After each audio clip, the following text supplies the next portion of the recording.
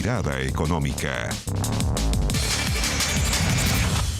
Hola, hola, ¿cómo están? ¿Cómo les va? Bienvenidos a Mirada Económica, el espacio en Canal 24 Horas, donde abordamos los principales temas económicos de la semana. ¿Y qué semana tuvimos tras conocer el dato de inflación en el mes de enero? La inflación en 12 meses, todos los precios están subiendo de forma muy importante y muy fuerte durante los últimos meses. Para hablar de este tema que es fundamental, muy sensible para las familias, estamos en contacto con Germán González. Él es coordinador macroeconómico de Clapes UC. Germán, bienvenido a Mirada Económica.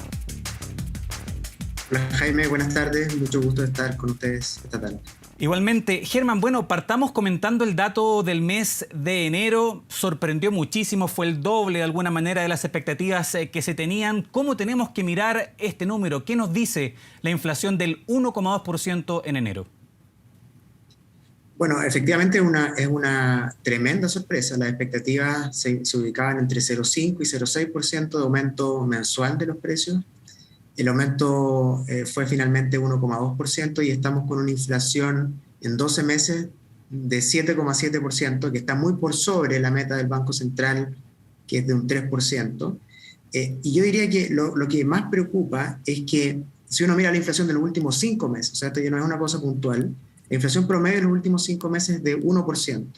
Si uno anualiza esa variación, estamos hablando de inflación anualizada de 12%. Es decir, estamos con una inflación excesivamente alta, muy desatada, generalizada, ¿cierto? Que no hay componentes que se salven, suben los transportes, sube el alimento, suben los servicios básicos, ¿verdad? Entonces, no es un tema de productos volátiles, no es solo de los combustibles, sino que hay una inflación que es generalizada, que es el reflejo de, en gran medida, del sobrecalentamiento de la economía, que terminó el año 2021 creciendo de 12%, una cifra muy por sobre la capacidad de crecimiento de la economía, y que por lo tanto no es una situación sostenible, que genera mucho daño para los hogares, principalmente los hogares de menores ingresos, que están sufriendo directamente, más allá de lo que podemos comentar acá.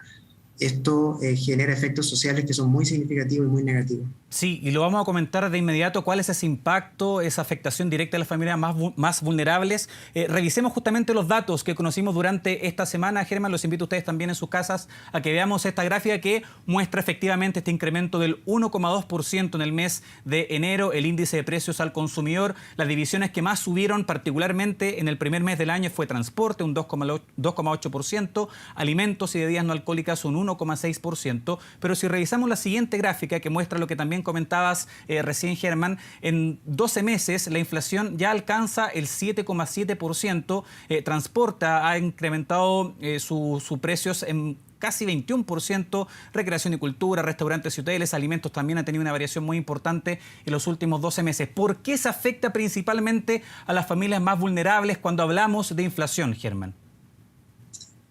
Bueno, básicamente porque las familias de menores ingresos gastan todo su ingreso mensual, ¿cierto?, en la compra de bienes y servicios básicos, alimentos, transporte, ¿verdad?, que son productos que están subiendo con mucha fuerza, y digamos no tienen espacio, digamos, para ahorrar, no tienen mecanismos de protección contra la inflación y sienten en forma mucho más directa, ¿cierto?, y digamos, más allá de lo que uno puede decir, ¿cierto? Hemos visto entrevistas en que se le pregunta a la gente está teniendo que hacer esfuerzos mucho mayores para hacer rendir su presupuesto, siente el alza del precio del pan, el precio de la carne, y por lo tanto es algo, digamos, razonable que ocurra, muy lamentable también, y es por eso que es importante que la inflación vuelva hacia la meta del Banco Central de 3%, que es un nivel de aumento de precios razonable para una economía como la chilena, y lo cual lamentablemente no va a ocurrir en el corto plazo. Sí, no va a ocurrir en el corto plazo y también lo vamos a conversar un poco más adelante. Pero antes de avanzar, Germán, tú lo mencionabas también,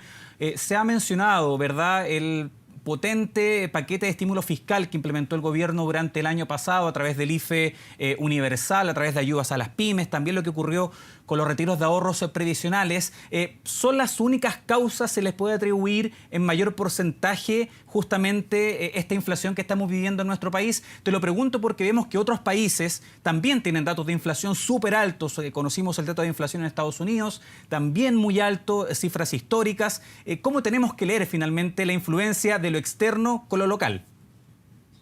No, es un tema muy importante. Yo creo que la institución que le puso números a esto recientemente fue el Banco Central. En diciembre, en el último informe de política monetaria, el Banco Central señaló que del 75% del aumento de la inflación se debe a factores internos, dentro de los cuales está lo que tú mencionas, ¿cierto? Las ayudas fiscales, especialmente el IFE universal, que fue una ayuda bien significativa, $3.000 millones mensuales de transferencias fiscales a los hogares, a lo cual se sumaron los retiros de fondos previsionales por más de $50.000 millones, estamos hablando de cifras muy significativas, pero a lo cual hay que agregar la significativa alza que tuvo el tipo de cambio, ¿cierto? El valor del dólar que superó con creces los 800 pesos en un escenario de precios del cobre alto, ¿cierto? Una desvinculación muy vinculada con la incertidumbre política institucional que está viviendo nuestro país. Entonces, esos tres factores explican gran parte del aumento de la inflación, de acuerdo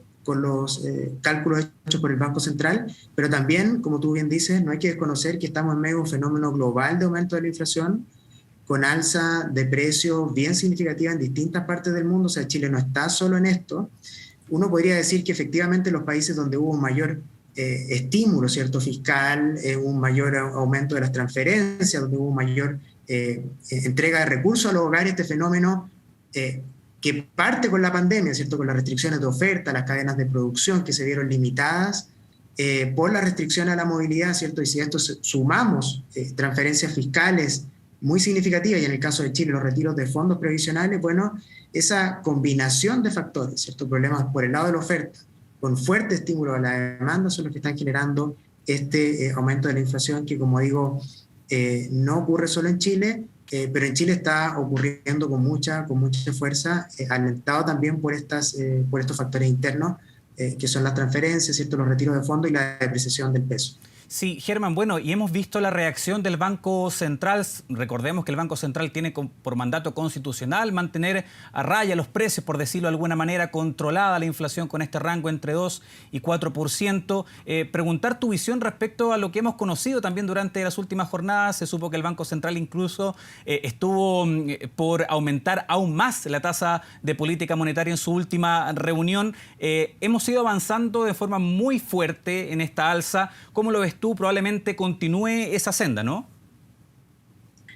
Bueno, efectivamente, el escenario más probable es que sigamos teniendo alzas de tasas de política monetaria. La tasa ha subido de forma muy significativa durante los últimos meses. Digamos, a mediados del año pasado la tasa de política monetaria estaba en 0,5%, hoy día está en 5,5%.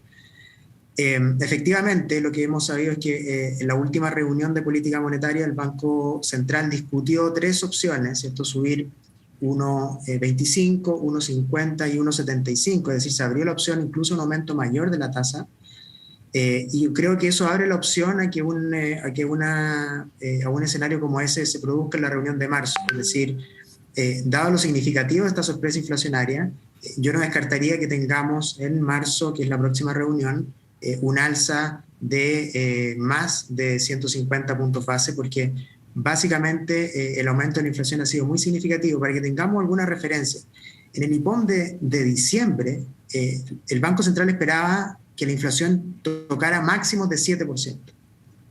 Y fue 7,2%. Como sabemos, la inflación ya... Claro.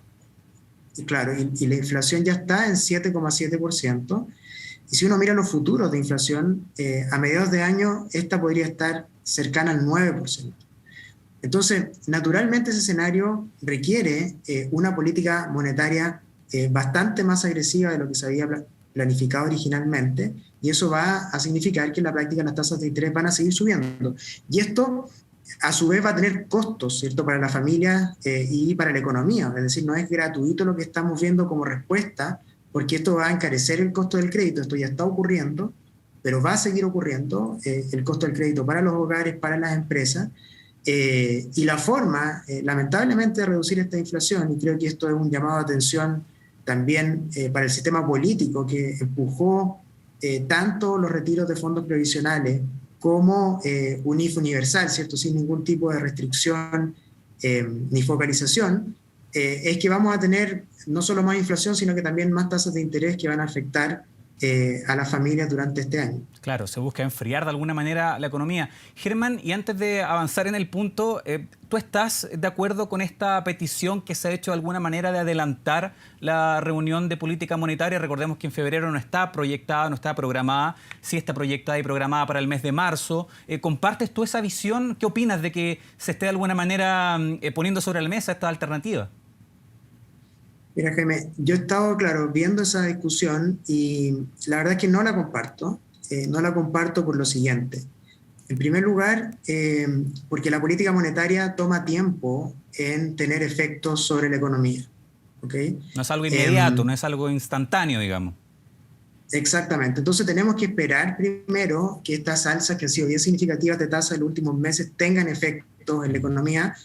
Y el Banco Central no responde con sus decisiones de política monetaria al dato puntual específicamente, sino que al efecto que ese aumento de la inflación genera sobre la inflación en el futuro, ¿cierto? Reconociendo que la política monetaria tiene rezagos en su operación. Entonces, a mí no me parece que sea necesario adelantar una reunión de política monetaria por esta situación, sino que más bien, y de hecho creo que es mucho mejor esperar hasta marzo, cuando el Banco Central publica un nuevo informe de política monetaria, tiene todo el escenario, ¿cierto?, actualizado de proyecciones, y ahí probablemente nos va a dar una nueva visión sobre la política monetaria, habiendo analizado, digamos, todas las variables relevantes para su decisión, e incluso creo que esto sería, digamos, desde el punto de vista institucional un retroceso, porque recordemos que solo desde enero del 2018 el Banco Central tiene 8 reuniones al año. Antes de eso tenía reuniones mensuales. Claro.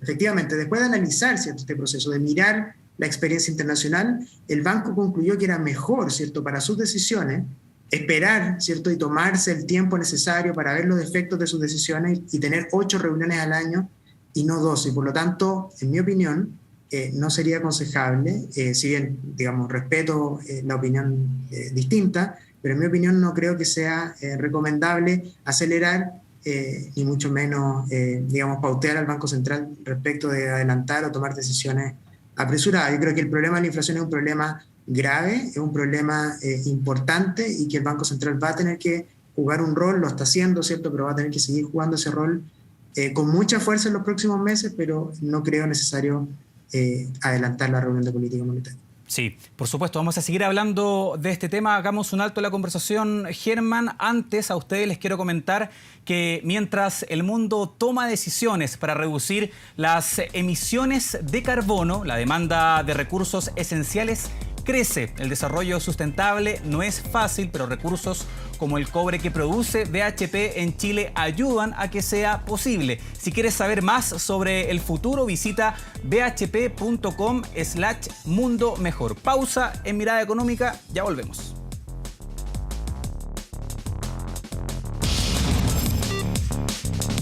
Mirada Económica.